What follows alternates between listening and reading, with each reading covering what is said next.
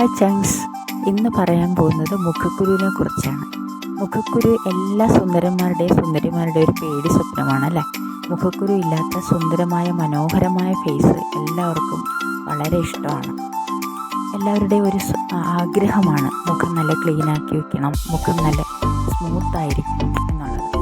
മുഖം എങ്ങനെ നമുക്ക് അങ്ങനെ മുഖക്കുരു ഇല്ലാത്തൊരു ഫേസാക്കി മാറ്റാം?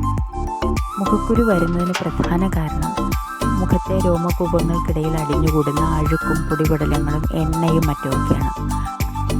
മേക്കപ്പിൻ്റെ അവശിഷ്ടങ്ങൾ ഇതെല്ലാം നന്നായിട്ട് പോകാതിരുന്നാൽ സ്ഥിരമായിട്ട് നിരന്തരമായിട്ട് വലിയ വലിയ മുഖക്കുരുകൾ ഉണ്ടാകുന്നത് നമുക്ക് അനുഭവിച്ചിട്ടുള്ളതാണ്.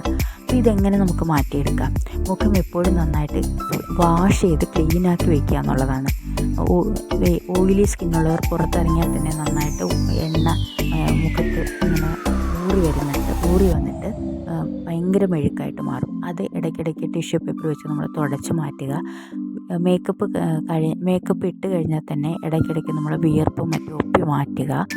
അതേസമയം എവിടെയെങ്കിലും പോയിട്ട് പുറത്തുനിന്ന് വീട്ടിലേക്ക് എത്തിക്കഴിഞ്ഞാൽ ഉടനെ തന്നെ മുഖം നന്നായിട്ട് വാഷ് ചെയ്ത് ഏതെങ്കിലും മോയ്സ്ചറൈസർ ഇട്ട് മുഖം നല്ല ക്ലീനാക്കി വയ്ക്കുക. ഇതെല്ലാവരും ചെയ്യുന്ന കാര്യമാണ്.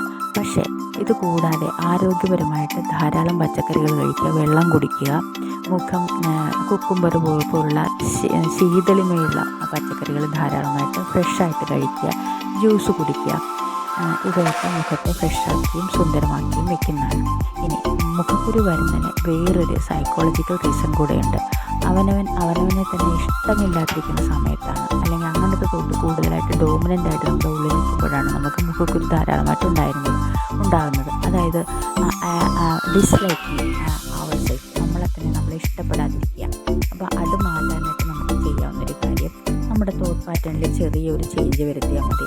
എന്താണ് change? I M A divine expression of life. I love and accept of my self.